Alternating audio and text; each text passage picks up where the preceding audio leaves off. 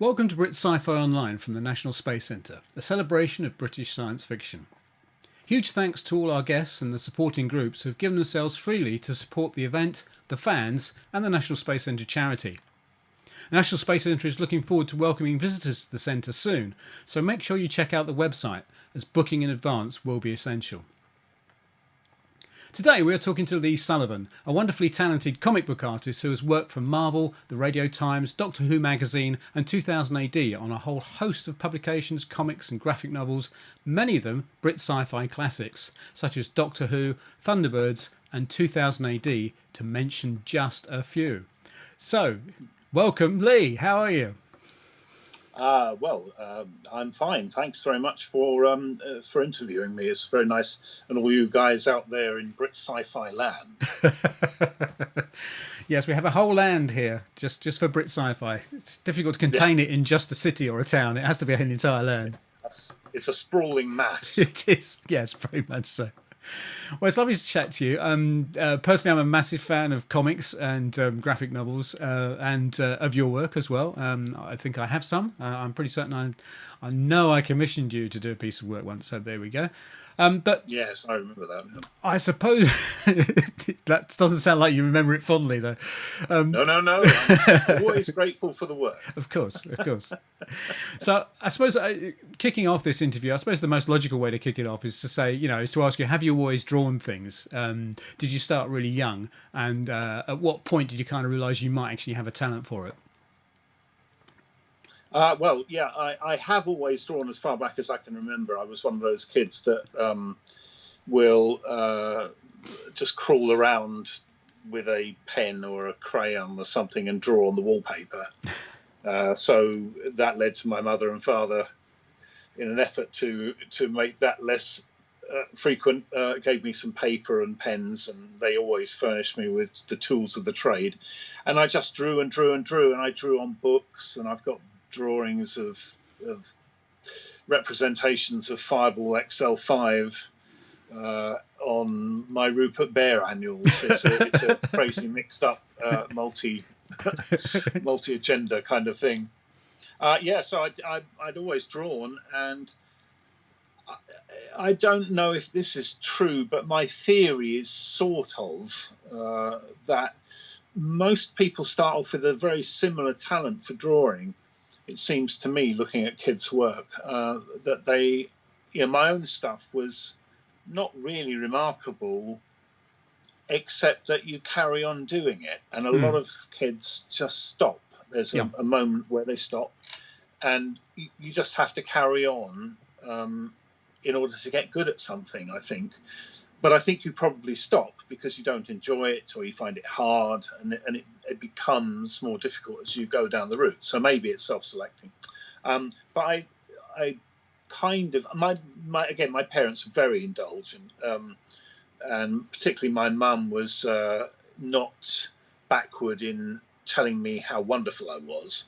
So which has been great trouble to me in my life since.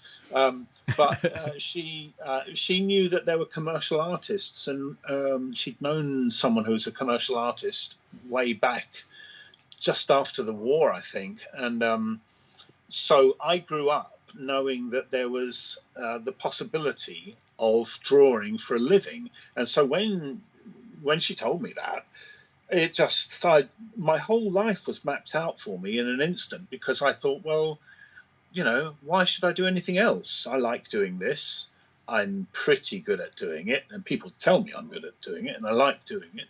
So that's what I'll do for a living. And I never had a moment's doubt that that's what I would do. Now, one of your early jobs was as a graphic illustrator for British Aerospace, I believe. And Malika on Facebook would like to know, what did you illustrate? Well, it was a funny business, because I joined. I just fell into the job. This was in the days when there were lot more industry in the land than there is now, it seems. And British Aerospace was a really massive concern, pretty much on my doorstep. In Stevenage, I lived in Luton to begin with, and I live about 3 miles away now, so I moved a lot in the world. But they gave me a job pretty much straight out of college, so I didn't even have to. I mean, it's absurdly easy for me. Early days were just ridiculous. I mean, I just wandered into a job and did it for 5 years, and it was a great experience. Actually, the more I think about it, the better it gets. Mm-hmm. It was excruciatingly boring for a lot of the time for me, because I really wanted to be doing something flashy. Excuse me. The jobs that I had to do there kind of ranged from letter setting, slide presentations. How do you explain that to young people today? I was going to say PowerPoint. Letter set. Instead of PowerPoint and that kind of stuff, you have basically a series of 35mm slides that were given to salespeople, and they would project them in a room to a bunch of smoking board executives. And on those slides would be photographs and sales figures and all that kind of stuff. And I used to do the graphics, excuse me, by hand. Letter setting, which was a rub-down transfer system, now almost completely lost, and basically putting title cards and drawing little tanks and this and the other. So I worked for the Guided Weapons Division, which made missiles, including particularly the Rapier missile, which was a ground-to-air missile, anti-aircraft missile, used in Falklands. Cool. That's you're describing pretty much one of my first jobs actually as well. That was kind of I've got a job in marketing, but doing almost anything related to graphics. And although I didn't do a lot of drawing, it was rub down lettering and all sorts. So yeah, and slides for salesmen and all that stuff. So yeah, it's funny, isn't it? So many things now have changed. Utterly obsolete, really. Yes, some of it. Yeah. And I won't even mention cow gum and hot glue and all those sorts of things. Spray mount was the other thing. Spray mount. Oh, that was horrible. Horrible. You can't imagine people getting away with it now. They do that sort of thing and give it to people living in. Oh, well, there you go. Just happen to have a can on my shelf there. There's the logo. Yeah. One of the other things we did while we were there was photo typesetting. That came in, and we had a little machine. It was like, Spock's viewer on the Enterprise bridge, where he kind of looks through this little tube. And we used to look down this tube, and you could see the ghostly image of a letter, and you'd click on that, and it would expose a piece of photographic paper that was at the back end of this thing.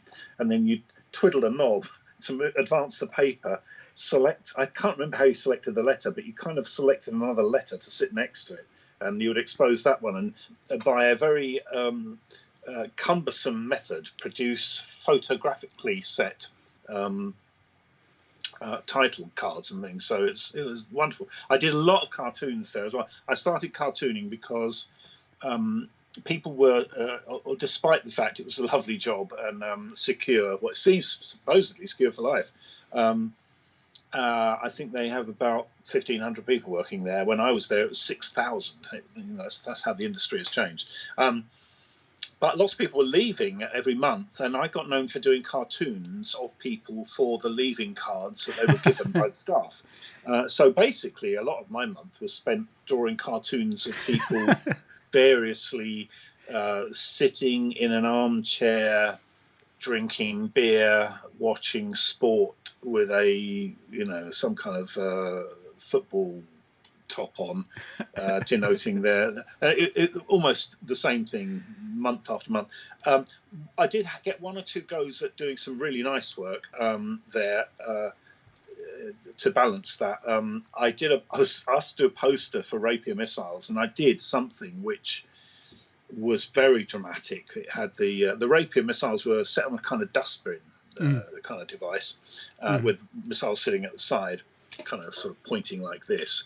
And I thought, that's a great dynamic image. This dustbin is very hard to do anything with, but I figured they were kind of like Daleks. So I had them posing and the missiles blasting off out of shot, and huge plumes of flame behind them, and that they had to explain to me that wasn't one of the sales points that they wanted to bring out. They really wanted a very small launch signature, which virtually the whole point of these things is that you can't see them on the landscape. So I have a lot to be thankful for British Aerospace, and then also because I got so bored in the end, I had to go, and I went freelance and went on to do illustrations for graphic design companies. Leanne on Facebook was asking, you've worked for some of the most well-known publications and illustrated iconic characters. Is this challenging?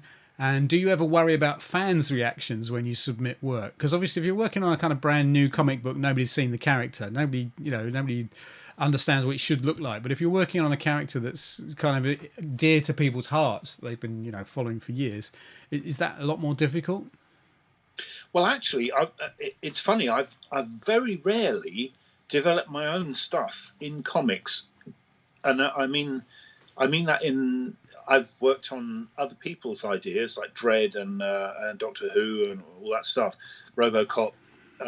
I guess twice I got close to developing something that was of my own.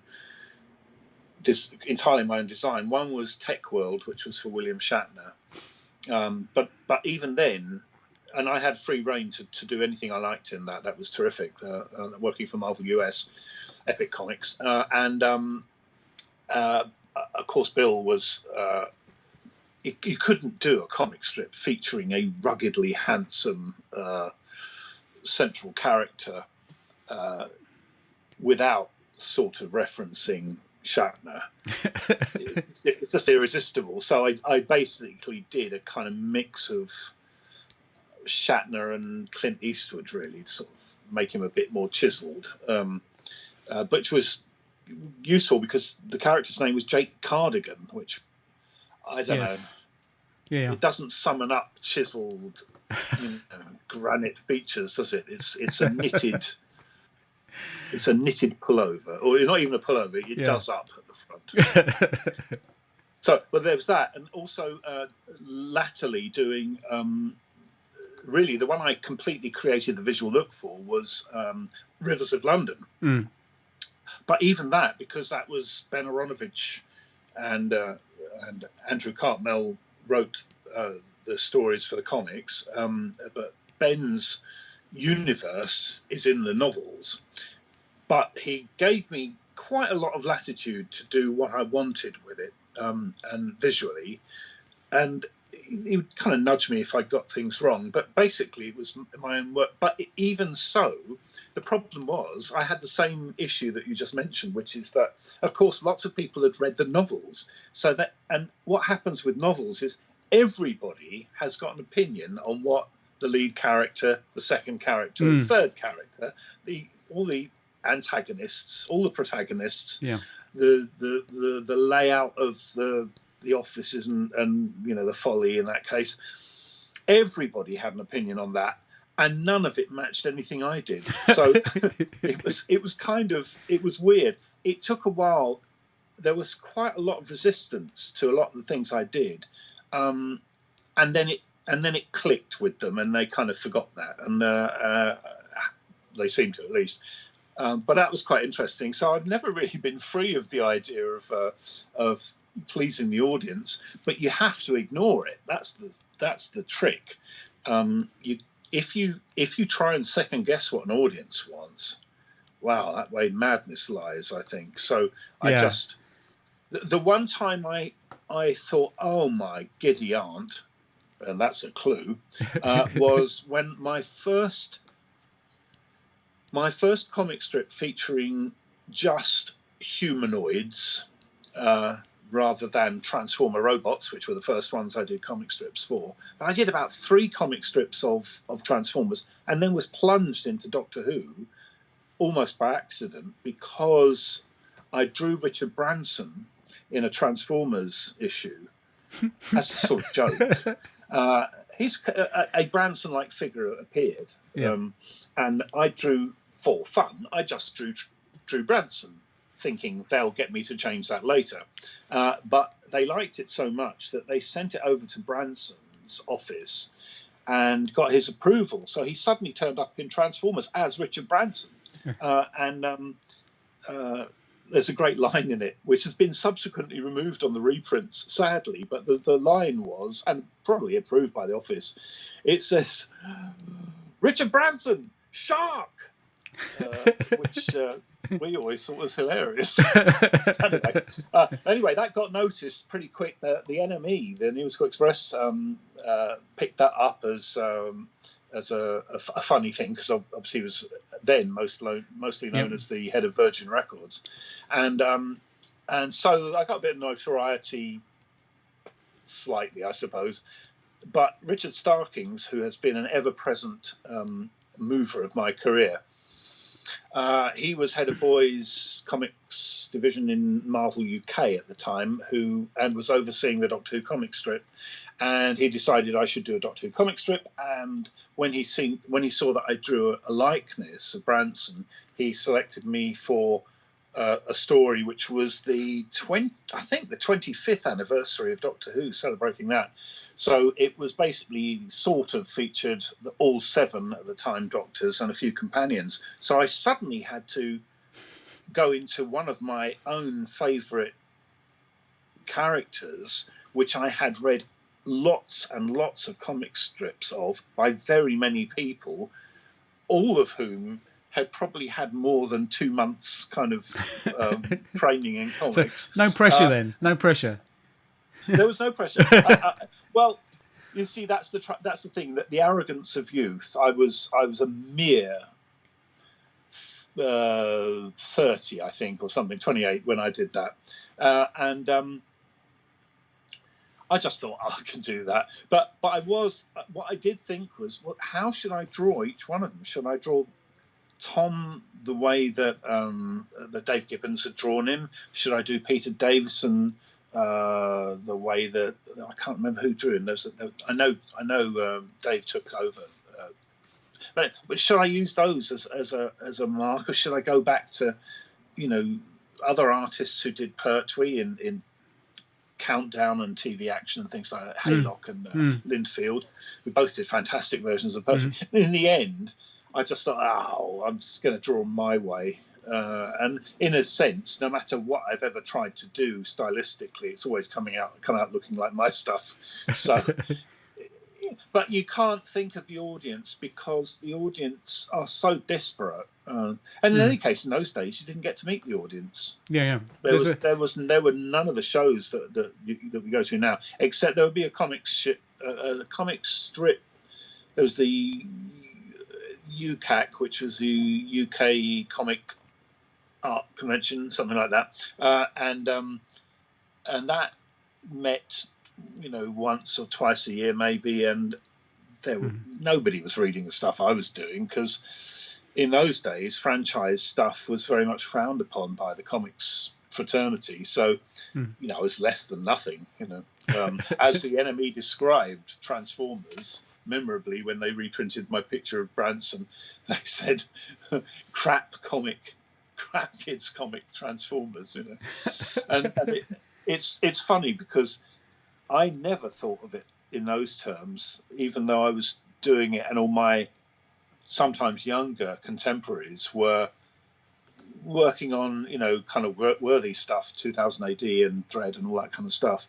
But I knew that all of those things have an audience, and if you hit an audience young, you've got them for a long time to come. And that really, I didn't expect it to manifest itself quite in the way it has, but it has been lovely meeting.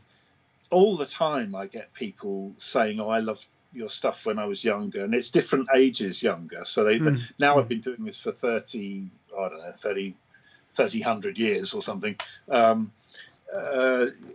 got successive waves of people having read, Transformers, Thundercats, to my amazement, still follows me around, and Doctor Who, and then the RoboCop stuff, and then Judge Dredd I did later on. So there's kind of been a succession of people following up that have liked my stuff, or at least associate my stuff with their own childhood, and it's lovely, really. So I never looked down on it because I knew I had read TV21, TV Comic, Eagle when I was at a formative age, and I loved them, and I still love them. They have a huge nostalgia blast every time I look at that stuff. You know.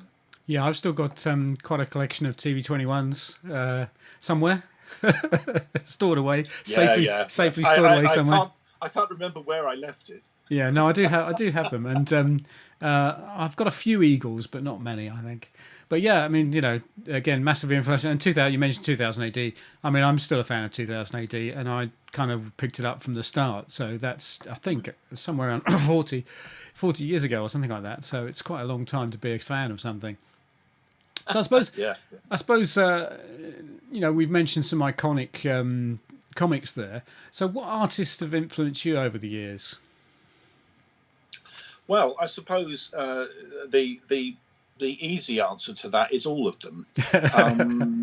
You know, splendid chaps, all of them. Yeah. 5 rounds rapid. No, I think that you can't help but be influenced by anything that you're really absorbed by. And so I was, you know, I remember vividly the very first episode of Doctor Who in comic strip form was drawn by Neville Main in TV Comic. In about 1964, I think, and although it was very simplistic, and it's kind of been a bit derided, you know, because it is very much aimed at young people. Yeah, it was wonderful. I kept drawing and redrawing the things he'd done. He did the TARDIS revolving in a kind of whirlwind kind of effect. And I just loved it. I loved his work. It was marvelous. And so he was a big influence. And you know, to then find myself, you know, 25 years later, actually continuing on was a wonderful treat. A real, you know, I've done that several times. I've been very lucky to follow in other people's footsteps and on things that I like. And that's been a constant source of pleasure for me. And I hope that the audience kind of get the fact that I like it, you know, that I like all that stuff, and I try and throw things in. So all of those guys, but Keith Watson, particularly in Eagle, the Dan Dare artist who followed Frank, well, at some stage followed Frank Hampson. Yeah, his work is just stunningly good, and I can't tell you how much. I have all the Eagles that feature his Dan Dare work now, because I just thought I can't pass up the opportunity to look at that stuff and bask in it. And he used airbrush, and I couldn't figure out what the hell that was. And then much later on, I became an airbrush artist, and so I kind of got what was going on. But I actually have a piece of his color work from one of the covers of Eagle, and it's my prized possession, really, next to owning one of the Dalek pages from TV21 by Richard Jennings, who is again, big influence on me. The Dalek stuff that was in TV21 was massively influential. And people like Frank Bellamy, who was a great artist in TV21, and Ron Embleton and Mike Noble, they were all really... It doesn't really come out in your work, I think, in a sense, but except where you actually steal from their work. Sometimes that happens. But it goes in here, and you start to see the world through their eyes, and particularly when you're young, they start to reveal things about the way faces work and lighting works and color works that you end up using. You can't help it. It just goes in intravenously. You know? Yeah, you mentioned some great artists. I mean, I was a massive fan of Frank Bellamy. He was quite awesome. And master graphic designer, I think. Yeah, I mean, his comic strip work is you know, probably second to none, and he's certainly the most highly regarded of artists of that generation. But it's interesting for me. I always had a bit of a problem with his work because it was so super stylized. Yeah, that he would, to my picky nitpicky mind, he would draw Thunderbirds kind of differently from one panel to another, and that used to annoy the hell out of me. But cut to my position now, and thinking, yeah, of course I diss Frank Billamy on a regular basis. He's a genius. You can see he's a genius. There's no doubt. And his Doctor Who stuff was fantastic. Yeah, I mean, he was just very, very stylish. That was one thing about him. Another artist I loved from that era was John Burns, who is still drawing today. Oh, yes. I actually picked up very recently through a Kickstarter a individual print of his, which I was very pleased with because I'm a massive fan. Oh, yeah. And his style's changed over the years, which is quite interesting, the way that's changed. And of course, one of the other people around at the time is Mike Noble. And now you've actually worked with Mike Noble, sadly before he left us. So tell us what that was like, because he's again a huge icon. Yeah, well, I can't help but get a little misty-eyed about that because I met Mike through a mutual friend, Paul Holder, if he's watching. Thank you very much. He borrowed from an exhibition some artworks, original artworks from Mike's run on Fireball XL5, the Gerry Anderson series, and they were literally iconic to me. And he said, "Well, I know Mike.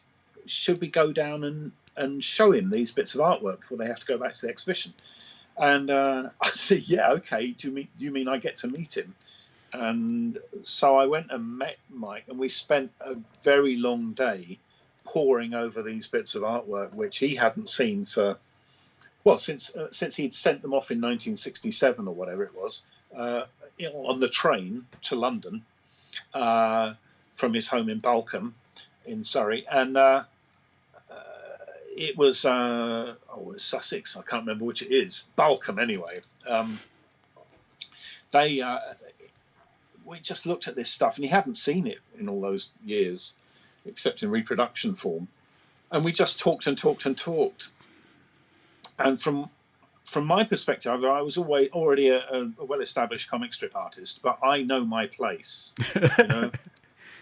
I know when I'm looking at a genius's work, and he'd always been one of my favourites in a kind of funny way, because I knew that one of the things he did was almost everyone has got, and he did very good representations of all the characters. You can see who they are, but you can also see that Mike drew them because they have a Mike Noble type face, which every single one of his characters sort of is built from the same substructure, Yeah. So Steve Zodiac and Captain Scarlet, and when he wonderfully drew Star Trek later on, they all have that kind of look. They look like the characters, but they also look like Mike's versions of the characters. Mm-hmm. Fantastic. I always really admired that he was able. He couldn't help himself, but he's one of the best artists. I used to say to him, without any kind of hyperbole, that he was the best living comic strip artist I could think of, because he was a master of action. He could make images dance across the page, and anybody in the frames that he did were in motion. They were moving, even if they were standing still. They were somehow still moving, about to move, or just finished moving. And he had a fantastic capacity. I always remember he did the famous 5, which features my friend Gary Russell. Was in the TV show as one of the kids, and Gary's a big collector of Mike's work, all of it which has got his face on it. That must be really, really weird, but because it's wonderful work, and who wouldn't? I would. He was. I remember seeing a panel which was really just a tea. Just they were just having tea and marmalade sandwiches or whatever it is that the famous 5 had. I think that's Paddington, but anyway, whatever it was, they were eating sandwiches and tea, and people were moving in and out of the shot, going for a cup of tea and, about to eat a sandwich. Every one of them beautifully moving and fantastic. Really very finely polished colour work too. Very, very, very good, high-end, proper, top illustration techniques. He used airbrush and layers and layers and layers of colour, building up colour with inks on board. Fantastic. And happily an absolute gentleman and the nicest person you could hope to meet. And he appreciated my praise for him.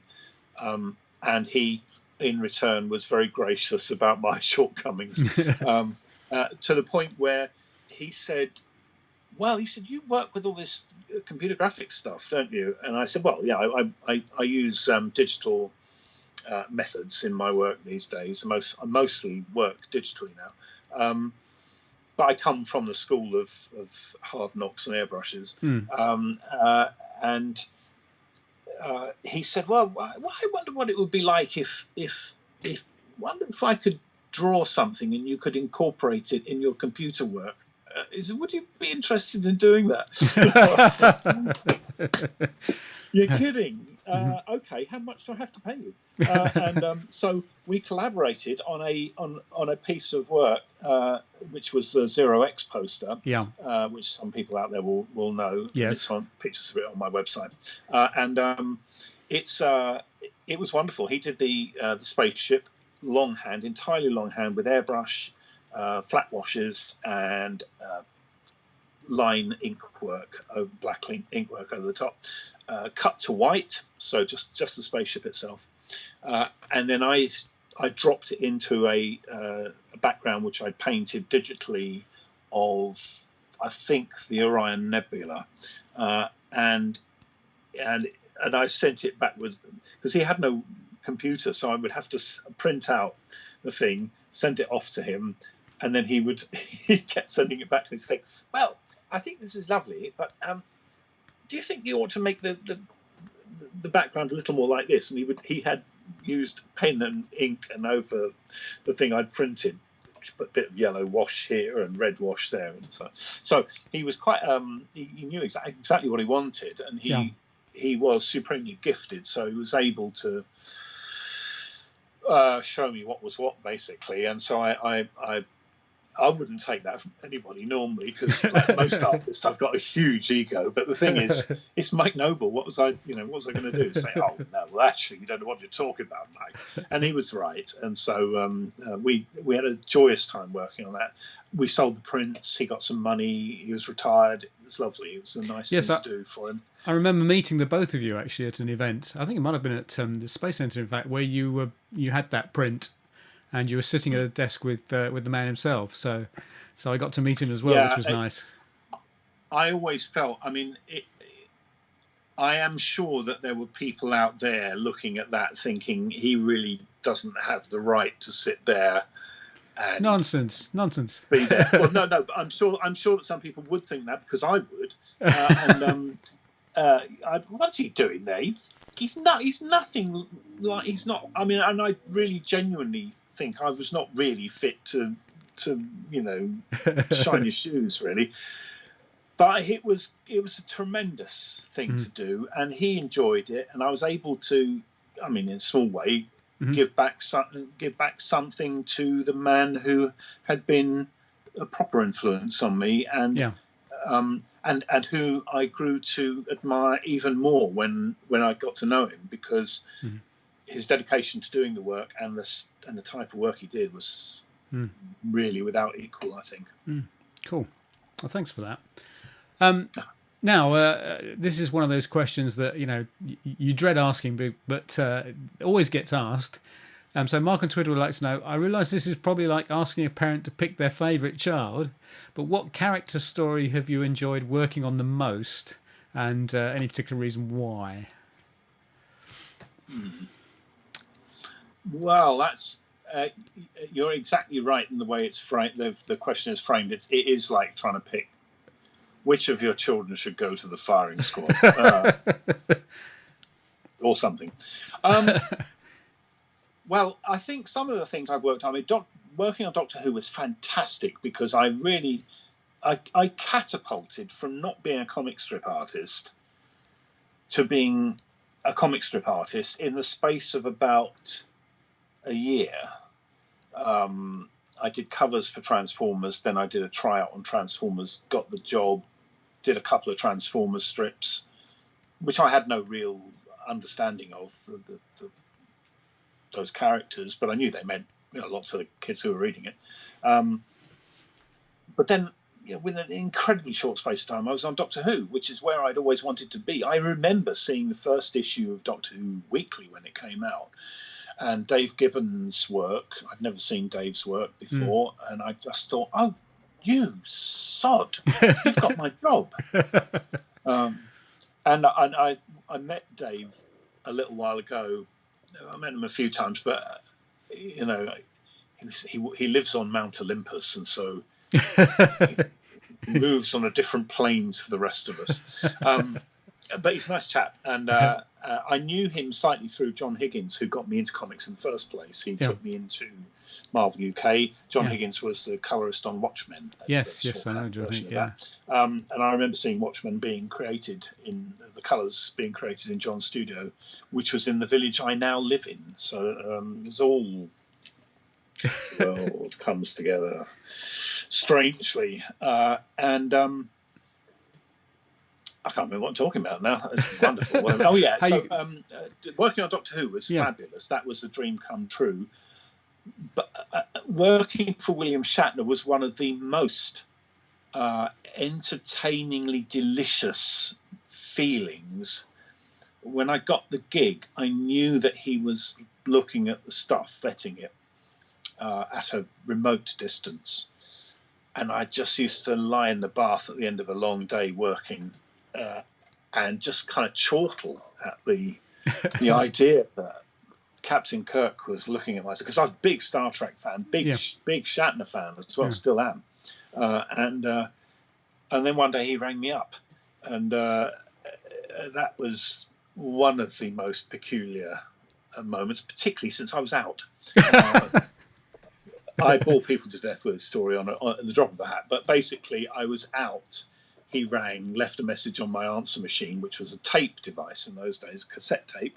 You won't know what those are, kids, but they're little reels of tape. And I ripped the thing out of the machine and preserved it, put another one in so that I didn't tape over it.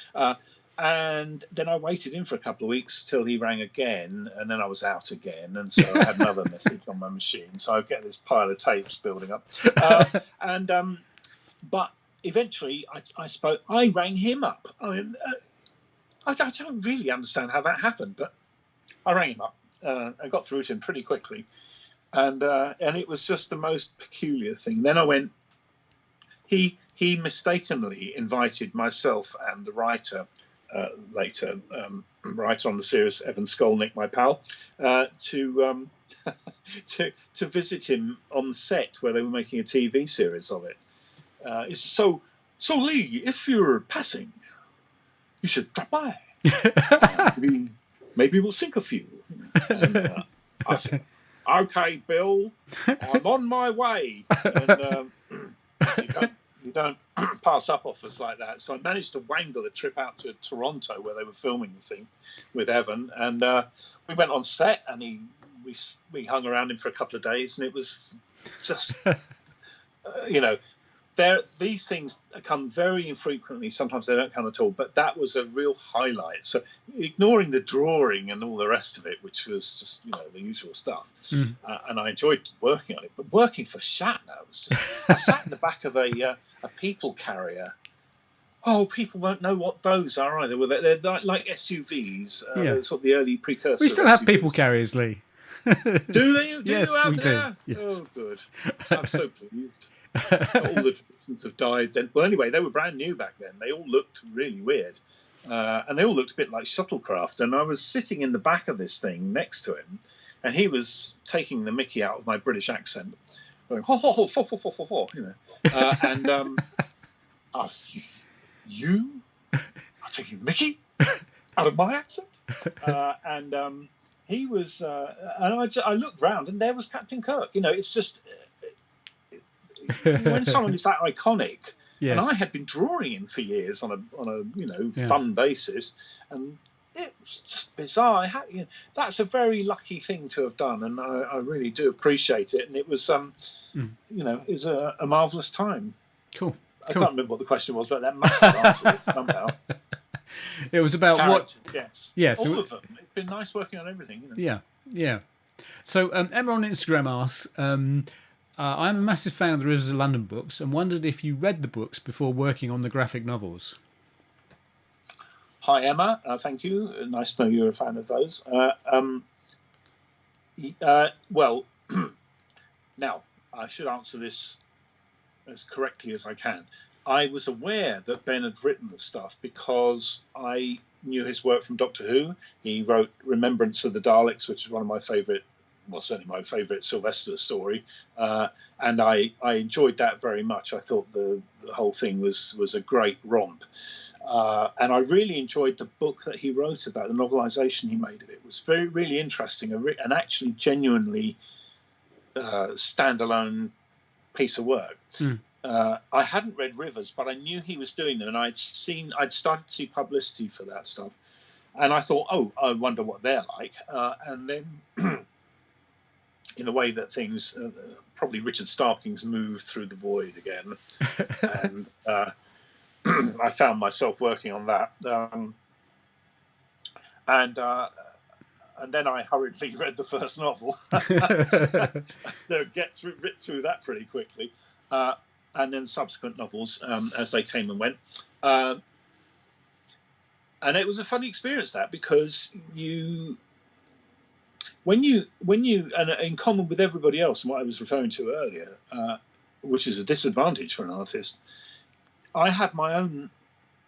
As you're reading, you think you have a very strong idea about how things look and how they sound, people sound, and placement and all that kind of stuff. Actually, if you're an artist and then you try to do a version of those characters, it's surprising how different that is and how little hard detail there is in your head.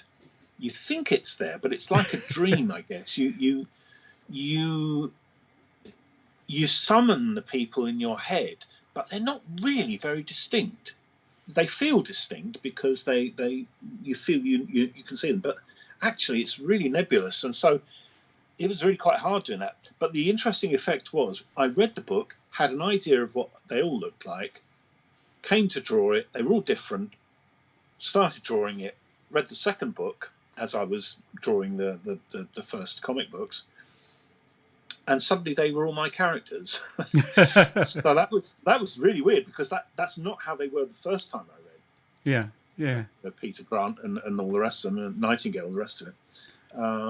It was a strange thing to go through, really. Yeah. But brilliant fun, and a very high professional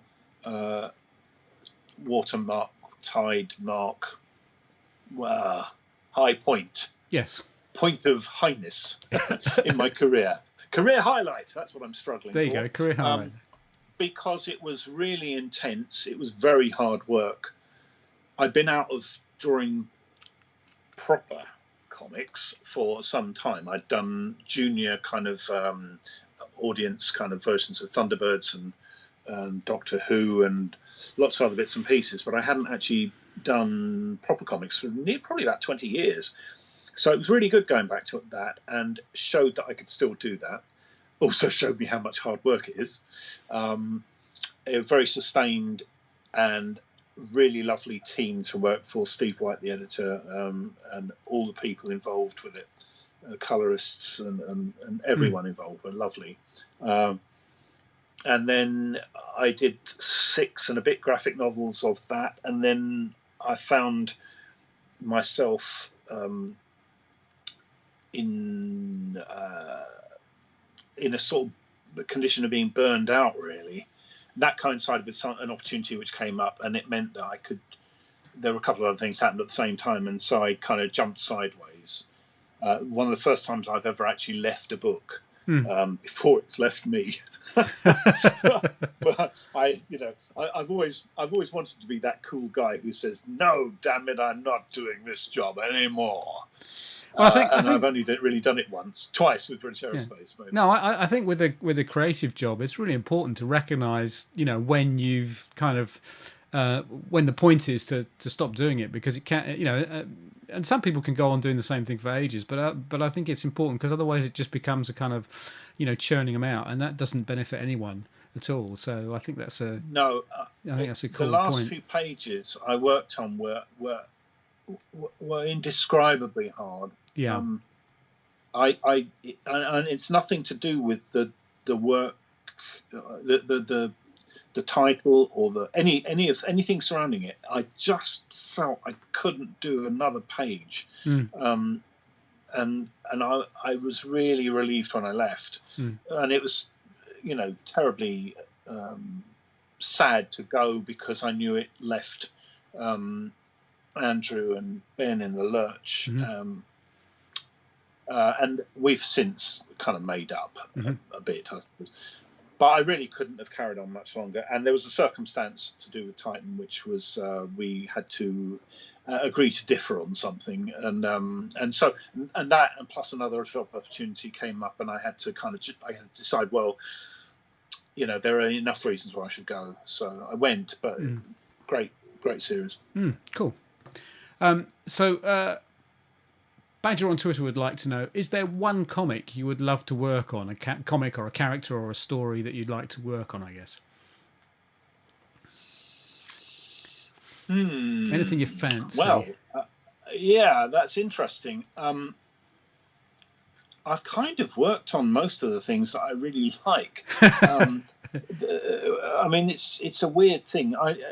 Sometimes not quite in the way I wanted to. Thunderbirds. Anderson has become extremely important to me later in my career. Really, I did 5 years worth of Thunderbirds comic strips for Redan, the publisher. It wasn't the thing is it was that and Battles in Time, which was Doctor Who comic strip, which I've just been putting stuff up on Facebook. One of the cyber stories I did. They were an audience which was much younger than the one I was used to drawing, and I kind of started to think of myself as, I do stuff for adults, elderly adolescents, and it was a bit of a sort of, I felt, am I really doing junior stuff again, back to where I was really at the start? But actually, again, they have their own audiences, and lots of Thunderbirds fans grew up reading that stuff, and I've got used to the fact that it's all right, and I did as well as I could with it. But I wasn't exactly in a position, either talent-wise or budget-wise or directionally, where I could do anything like the stuff that Mike and Frank and Ron had done in TV21. So, I did my version of it, and I was always a little bit unhappy with that.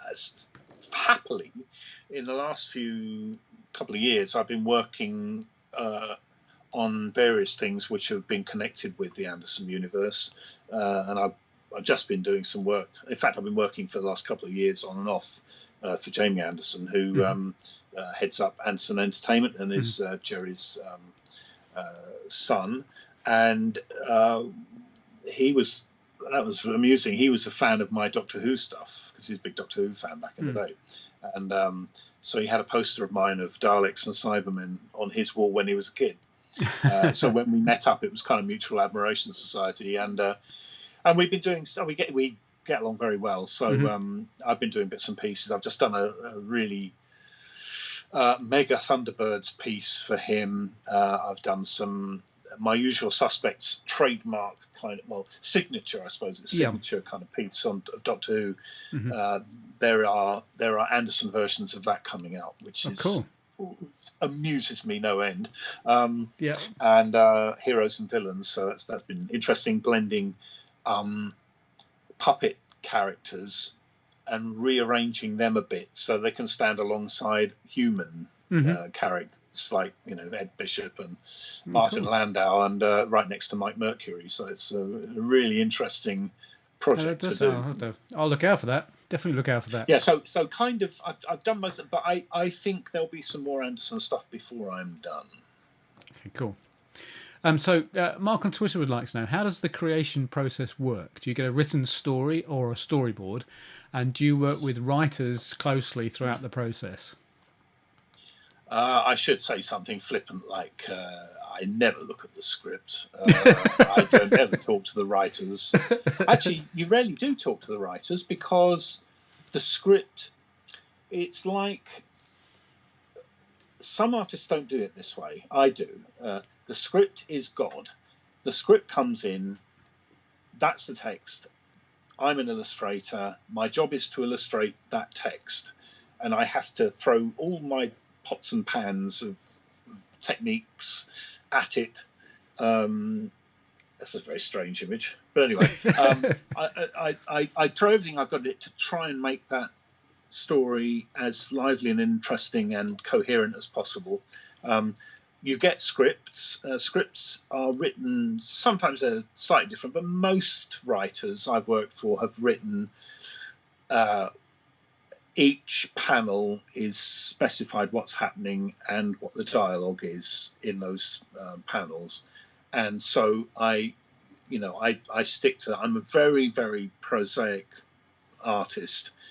If someone says that's what they're saying in that panel, that's how much dialogue there is. I actually design the pages around the layout of the pages, around the word balloons that I know are going to be there. And I know apparently a lot of artists don't do that. And it would never have occurred to me that was a way of doing it. But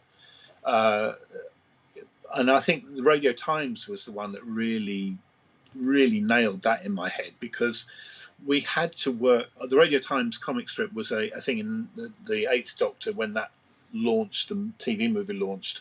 Radio Times ran a comic strip which I did for a year, along with Gary Russell and Alan Craddock and Eli Tafel, and for Matt Rimmer, who was a great buddy. And we did I had to cram so much in to such a small space. It was I'll demonstrate, about that big, about half A4, and in it had to be the title plate, the Doctor Who logo, plus the first panel had to be a sort of recap, then some dialogue, then some action, then a cliffhanger. That was all Gary Russell wrote that stuff, and so there's a lot to cram in. So it's probably about 5, 6, 7, maybe 8 drawings in a tiny area. Each one of them has a word balloon, at least one in there. Each one of those has got to have something in it. There's got to be writing in there, and that's kind of what you have to allow for. And although Gary very graciously let me trim a lot of his dialogue down, we would pare it down just to get enough room to put a little drawing underneath the word balloons. So I designed the whole thing around the word balloons. I literally did. I had a desktop publishing program back in the day. Kids, you won't know what those are, but it was some early stone knives and bear skins, Star Trek reference, a version of computer graphics, basically. And so I would busily type all the words that I felt could go in there and put them in a word balloon that was the size that could be readable. And then what was left, I basically did the whole thing like that. And what was left is how I fitted in the drawings underneath them. So, but I kind of always work that way, because it seems to me the words are somewhat important. Cool. It's a controversial view amongst artists, but yeah, I know. There's a tendency among some artists, and I know because I'm a massive comic book collector, and I collect most on digital these days. I have to say, because it takes up less room. But for digital back in the day. Yeah, but there's some of them just have pages of stuff without any words at all. So that's quite interesting. There's a difference. The Americans write them in a different way. I think most Marvel titles were generally were written in a form of an outline, really, so that you would have page one. Maybe they would describe a splash page of something or other. Then they would say pages 2 to 4. These characters interact in this setting. Then you would get fight sequence. Then reaction to the fight sequence. That takes place over 5-6 pages. Then go back to more dialogue, and an artist would simply choreograph the ideas, and then the scripter would come back in and apply dialogue which suited the pictures. Which is I've never worked that way, but I understand it obviously works, and it's but I've never been given that opportunity, and wouldn't really relish it. I like, I am an illustrator at heart. I like to illustrate what the writer, because the writers, I mean, don't tell it, but the writers are quite important, and the script is God to me. Cool. So yeah. There you go. Well, I mean, speaking of somebody who makes his living these days from writing, I like that. That's good. I didn't mean you, obviously. No, obviously Don't not. get ideas. No, I won't. No. But when somebody asks, sort of, what's the process? How do you work? I very much suspect it's different on every single publication, or different people work different ways. So, yeah. Yeah, Tim on Facebook would like to know, my daughter loves drawing, she's 11, and I think she's very talented. What types of careers could she consider, and how can we help her now to enjoy it but still go in the right direction? Well, that's an interesting area.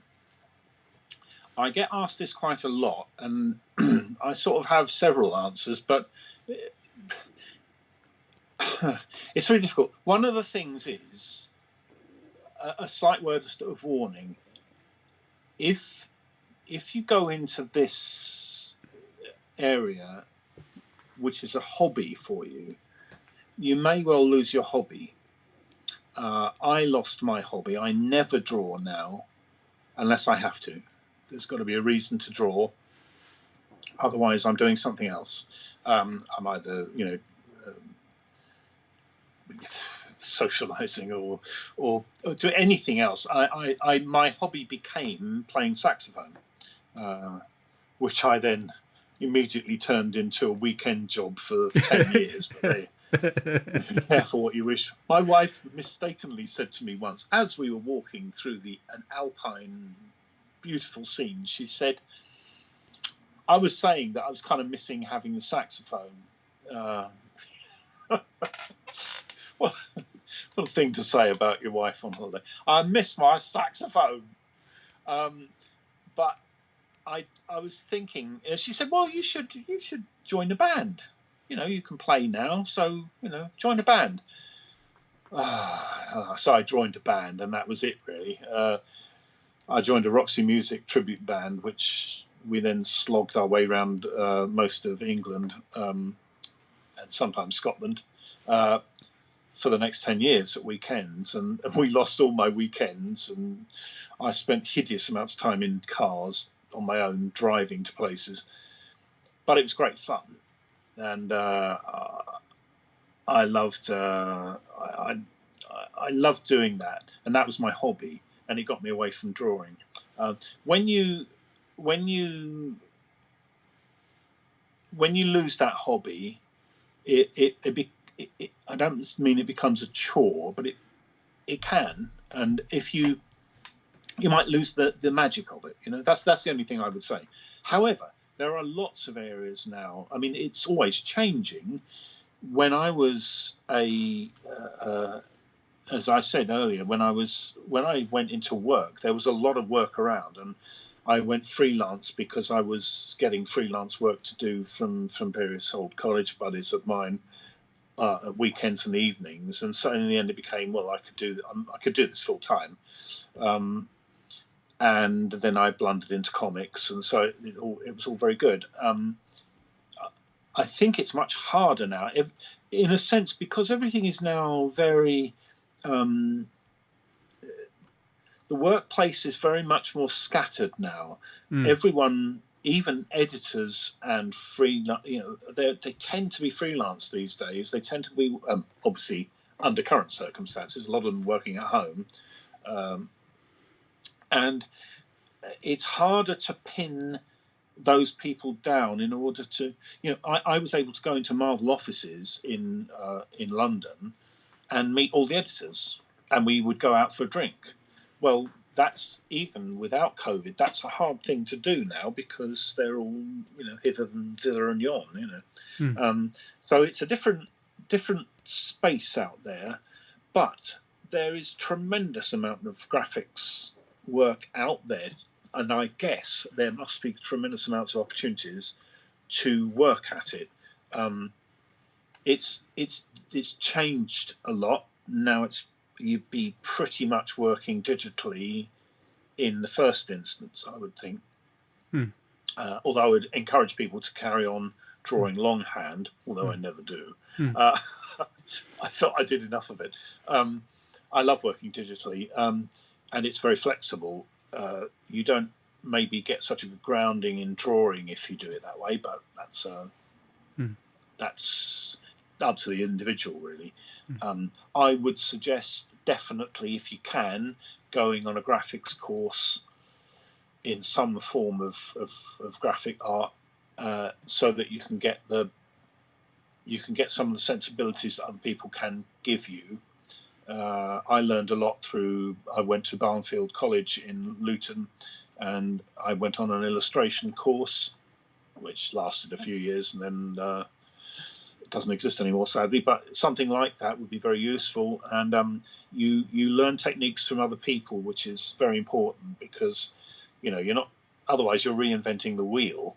I learned that there was some masters of what they did at college, and I learned things I would have never managed to. I learned the airbrush from working with some really talented tutors, Mike Wrigglesworth and Jack Crawley, and they gave me a good backgrounding, and I did technical illustration as well.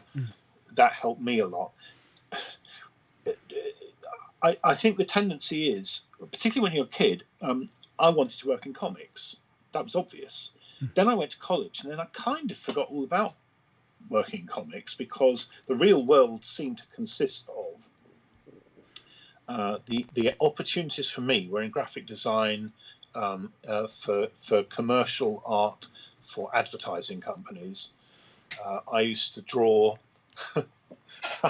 The glamour of it it overcomes you sometimes. I used to draw. I did a whole lot of stuff with Vauxhall, where I was just whiting out the background of all these vans, photographs that they'd taken. So I would airbrush out all the background. I drew things which underfloor props, which are what raised the floor up from the cement floor. You put floorboards on it, and that's your office floor. I drew incontinence wear, which was a particular career highlight. You have to, because I wanted to work in comics. I didn't work in comics. I blundered into comics accidentally after a long time, but I'm glad I didn't go into it straight away, because I learned a lot of other things, which were, in comics you have to draw everything. Every single thing, you have to draw it. So you have to get good at drawing lots of stuff. I said on Facebook the other day, one of the surprising things about being in comics is how many chairs you have to draw, how many chairs you have to design, and how many times you have to have people just about to sit down or stand up, or are sitting down, or are standing next to a table. And all those things are, they're mundane things, but they are kind of the fabric of real life, and even of that kind of stuff. So getting to know the basics is a good thing. Draw everything. But as for avenues to pursue, they're changing all the time. And I'm sure that by the time she gets to a kind of work age, there'll be other stuff going on, that I mean, at the moment, can barely think about. Yeah, at the moment, there's masses of opportunity within the games industry, because the games industry, particularly in the UK, is expanding rapidly, and they need all sorts of graphic art. I mean, they need loads of graphic artists for that. We talk about space careers at the National Space Centre quite often, and there are a surprising variety of space careers. And one of the ones that we always think is interesting, and we mention it quite a lot, it's become a thing, is space artist. So, which is basically realising visions of planets and other worlds and other spacecraft and things like that, and what they might look like. But grounding them obviously in the science and the facts as much as possible. So space artist is another unusual career. So there are definitely lots of careers out there. I do think that one route is to go and do graphic design at college. Speaking as an ex design lecturer, escapee. Well, yeah. My background is graphic design, and I was a lecturer at college as well. I would say one route is to go to college and study it and learn.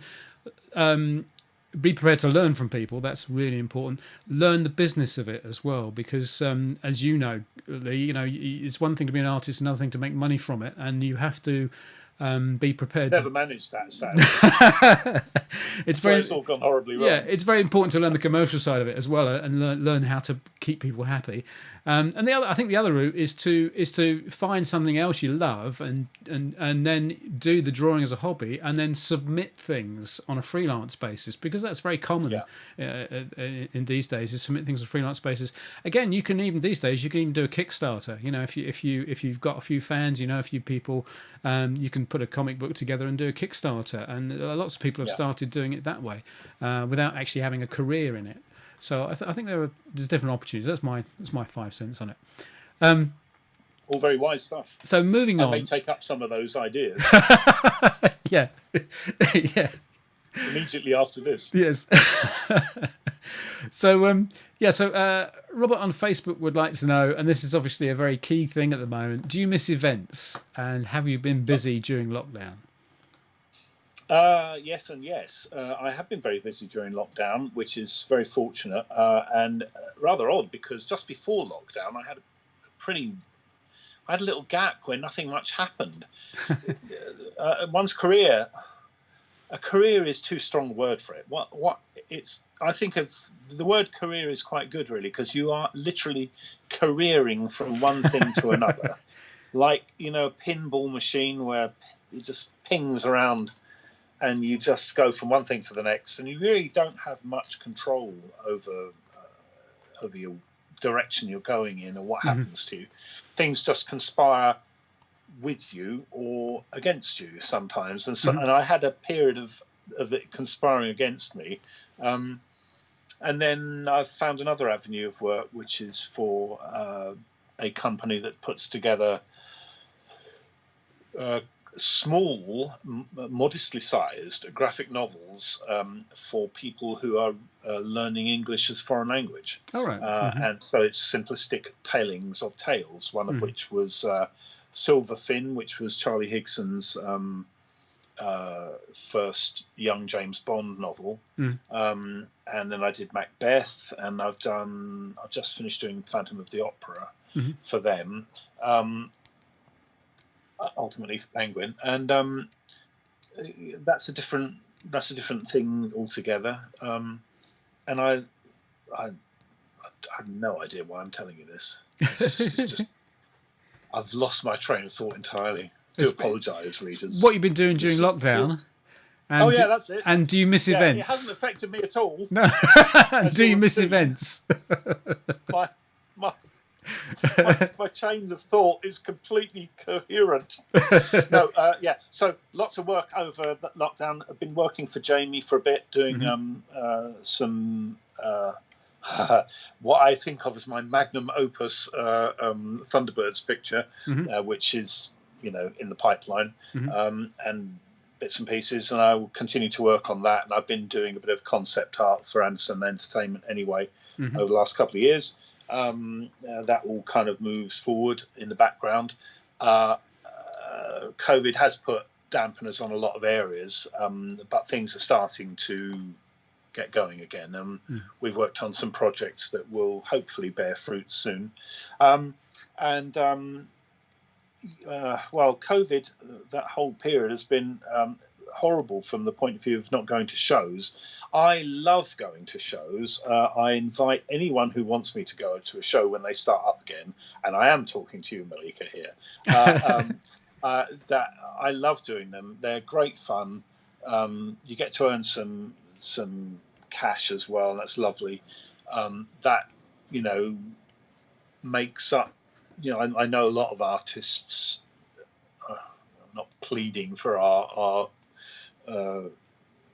poverty for us all, but it does make up quite a bit of people's annual income, really, because sadly, and I think in many areas, it's harder and harder to make really good money in these areas now.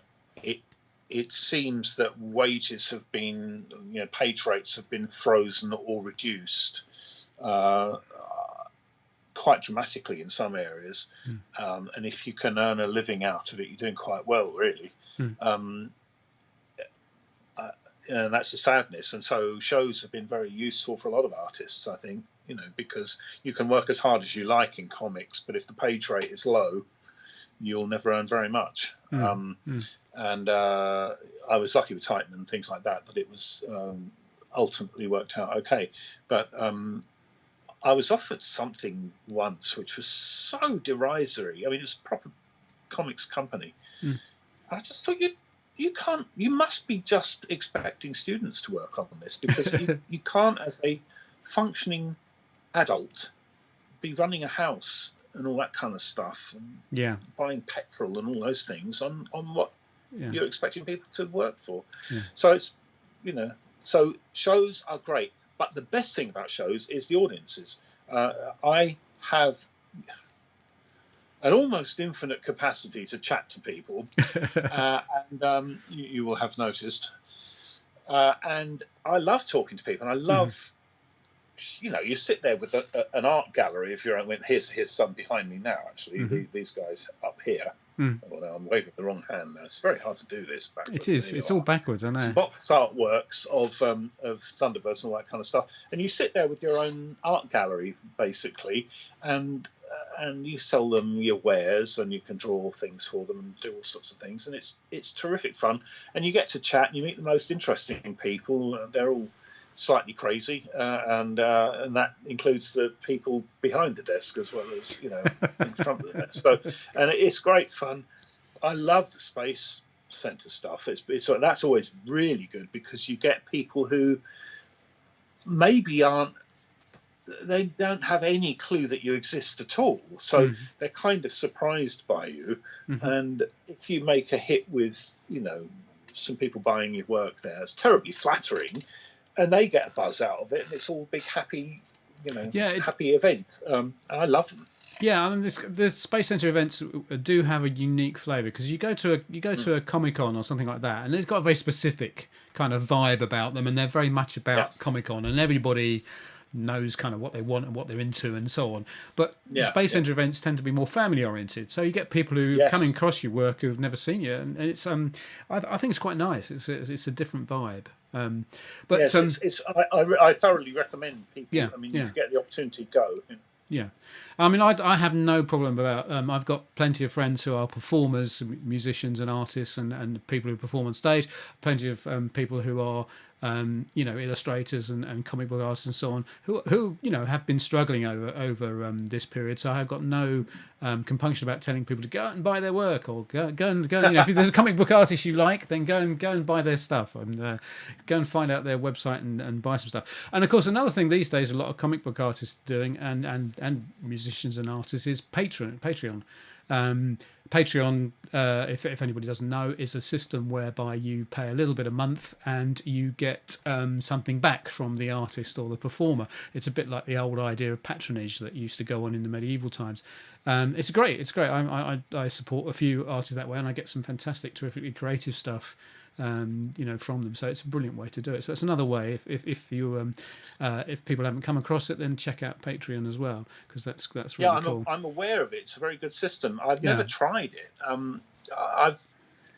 I suppose I've never had a moment where I thought, oh yes, I've got enough time to set something like that up. Yes, but and also I'm a fundamentally lazy person, and so it's a big commitment. I mean, I think it works very well for people who have some work on, but are not busy all the time.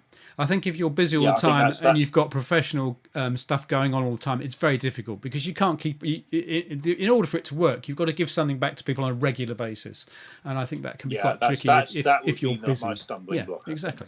So, but it does work for a lot of artists, and it's a great way to help people who are trying to get to that next level. So, coming back to comic books and so on. Now, this is a good, interesting question. So, what comic books do you admire or recommend that are currently out there? There's a slightly devilish look on your face there, because we've already discussed this. Well, I have to confess, and this is a terrible heresy, I actually don't read comics these days. I don't. It's it's not because I don't like them. I just don't know where to start with it, really. I found it. I tell you what, I used to find it hard to even read the copies of Rivers of London that were coming in, as I just sit down and read them, because I don't know. It's a thing that's gone out of my life. I think I've been. I think most comic book artists are massive comic readers. I think I'm not very typical in that respect, and I'm not proud of it. I'm always watching TV series and playing music and going out for coffee with my wife, which I've learned is something that really you should be doing after 30 plus years of being married. My career has kept me chained to the board for so long. I'm actually kind of rebelling slightly now and having weekends off where I can. Doesn't always work out, and also when I was in the band, I mean, I didn't have any time before I was in the band. Then when I was in a band, I had even less time, and I was always away at weekends. My wife's a saint. There's no doubt about it. Anyway, so I've been trying to pay that back slightly, and we now go do things. So comics has kind of disappeared. I love looking at old ones because it's a nostalgia hit. I stopped reading them. Because what happened was, when I entered the comics sphere, as I said, Watchmen was being done in those early days. I read Watchmen, and I read Elektra, and I read The Dark Knight, and I just thought, I don't need to read any more comics now, because these guys have just done everything you can do with it. Yeah. For me, not for the audience. So it's not. It's just my personal take on it. So I have no recommendations at all. I would certainly recommend reading those, because they remain.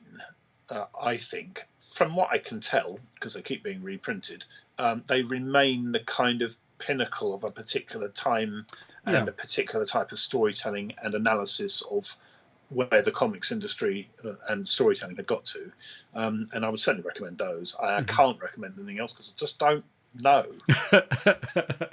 Well, the other thing is, you walk into a comics shop and I actually feel physically sick when I'm in a comic shop, because I cannot bear the weight of the man hours I'm looking at on the shelves. It's each one of those things represents about a month's worth of very intense work by any of the artists, or if they're really great, they can knock it off, and I don't want to know those people anyway. But they absolutely withers me to think of the amount of effort that's gone into it, and I actually don't want to see. I can't bear them, really. I know what you mean. I'm really pleased that people do like it, because it's a great art form, and I just can't get into it myself these days. I mean, as I say, I often get a lot of comics digitally, but when events are around and when Comic Con is around, I always visit the comic artist corner, because normally at these events they have a big area where there's all the comic book artists, young ones and established ones, and I always go around there. And in some senses, I want to buy every single one, because there's very few that aren't talented. There's very few that aren't producing an amazing comic or something. But then I kind of filter it out by saying, okay, well, that's fantastic work, but for instance, as an example, fairies aren't really my thing. So, I love it. It's fantastic, but it's not really my thing. And so I kind of try and filter it down. And I've got to the stage now where I kind of make it a rule that I buy one, up to 3, and that's it. Because otherwise I would be buying all of them. So I know what you mean about the choice out there. There is a fantastic range of comics. So these days I tend to follow themes. I tend to pick up on, like at the moment, I'm heavily into Marvel. I was never into Marvel as a kid. I was always into British comics, never into Marvel. Oh, and then as I've got older, I've just gone into it full scale. So now I'm a Marvel, I'm a Marvel nutter. But these days I'm following strains. So so when sort of Falcon and the Winter Soldier comes out as a TV series, I'm then going, oh right, let's read up everything on that. So that kind of funnels it in a way. Otherwise, you're right, the choice is just too big. But I do not. I don't know what you're saying. I mean, I write for a living, and I very rarely read anything these days because, firstly, I don't get time. I mean, the things I read are comic books, but I very rarely get time to read. So it's a shame, because I'm a massive reader when I was a kid. But I do think that happens. I think, you get to a stage where what you do for a living, you're just saying about losing your hobby, you tend to kind of step away from it a little bit. Anyway. So I suppose the next question is, we're just starting to get to the end now, so let's have some questions that wrap it up. So what are you working on at the moment? What are the things we can expect to see from Lee Sullivan in the next 2 months or so on? Well, I've kind of really covered. Yeah, you mentioned some of the things you've been doing. Stuff. Yeah, there's some Anderson stuff coming up. I've done these mini graphic novels. The thing is, they have a very discreet audience, which is not really they're not widely available. You can order them, you can find them, by looking for Penguin readers, but you can't. They're not in comic shops or anything like that. So I've kind of disappeared off the radar once more, as far as the mainstream goes. So I'm doing that. What else have I been doing? Oh Lord, I can't remember. I'm doing quite a few little commissions for people. That's nice, but again, it's not very visible. So I guess watch my Facebook page, not the Lee Sullivan art one, because I'd never bother with that one. just find me, Lee Sullivan, on Facebook. I don't do Twitter and those things. I've never understood Twitter, and I never will.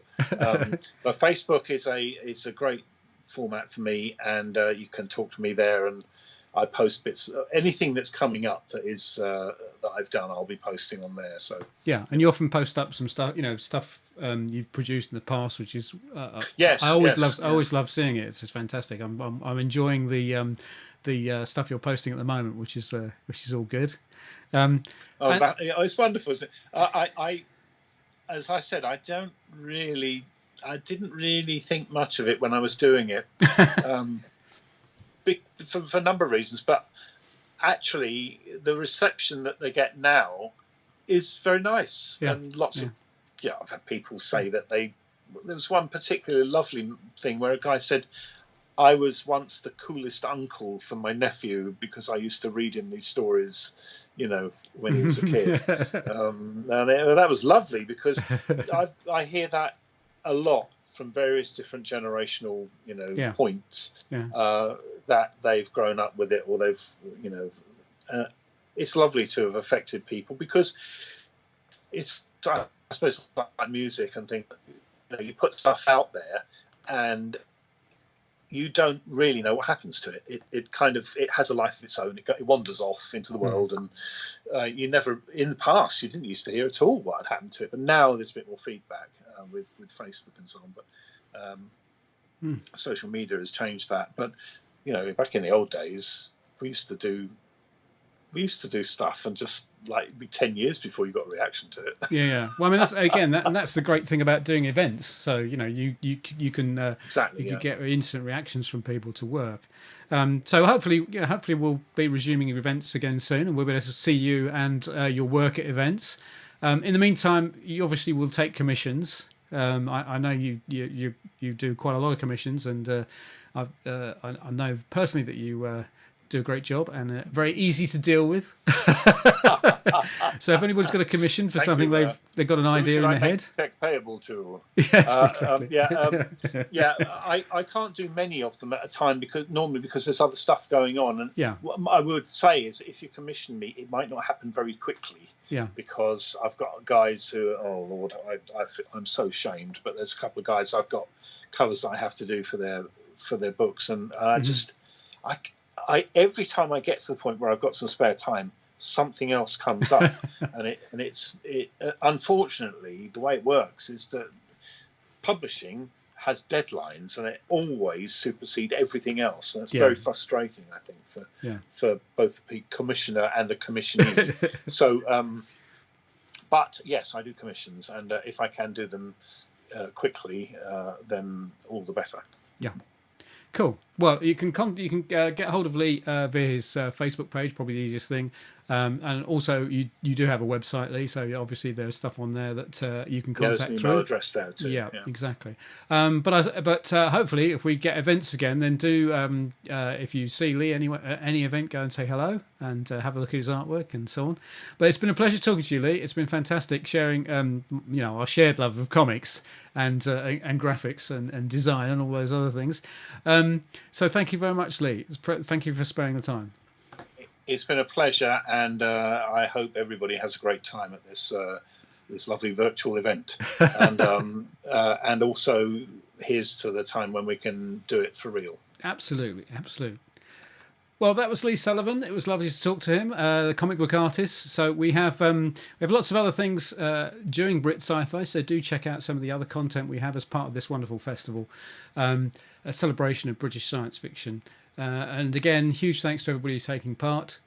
And we hope to open our doors soon and have real events at the Space Centre. So please check the website, check out when we're opening again or what's going on. Booking will be essential, so do that. But for now, thank you very much for watching, and stay safe.